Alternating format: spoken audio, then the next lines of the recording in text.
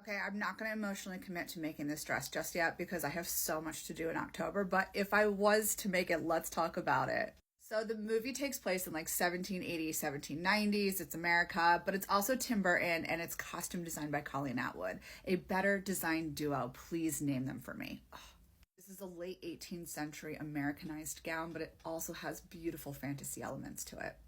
Colleen Atwood is an excellent designer where if you look at like the historical accuracy of how this gown is made, the shape, the form, it's beautiful. But also you can see how as a designer, she looked at Christina Ricci and was like, here are your proportions. This is how we're going to make you look doll-like. This is how we fit into the vibe and the essence and the emotional like level of the film.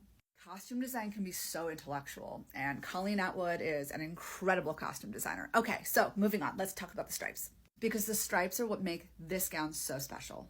And you might think to yourself, that's the fantasy part of it, but it's not. The manipulation of the body through the use of striped fabric is nothing new to fashion history. Clearly, Colleen Atwood did her research, and she found a way to make it a Tim Burton aesthetic.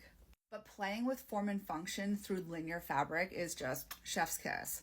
And thanks to a recent museum display of the dress, we then discovered that the lines of the fabric are in fact painted on. You can see up here that there is black, and then there's also this gold or this olive green color, and then you have the white fabric.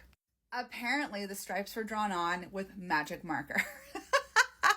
I work in film and I do arts and crafts. Basically, I do this kind of stuff. So I can imagine being handed this dress and like been told, draw some lines.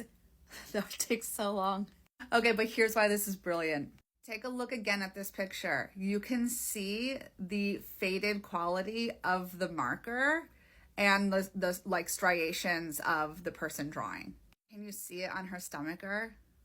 In my opinion, this is what makes this costume design absolutely stunning. Not only is that incredibly time consuming, and that is commendable alone to those craftspeople that had to sit there and draw on all these lines, but it allowed Colleen Atwood to play with proportion and with the eye.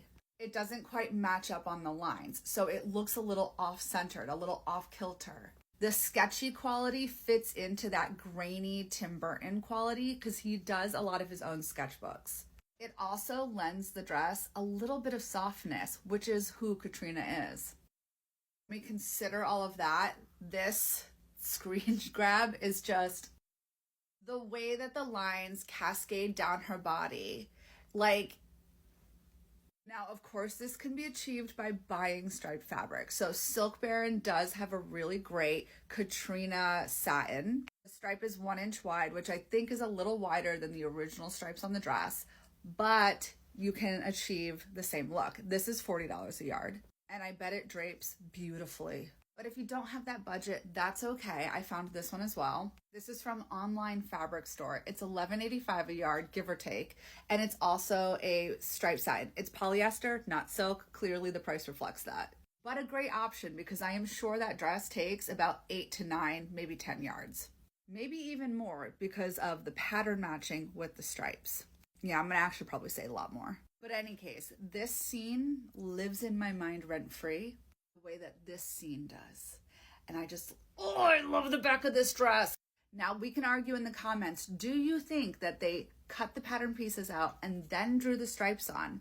Like half built it, figured out the direction of the stripes and then drew it? Or do you think that they drew the stripes on and then cut the fabric? Let me know.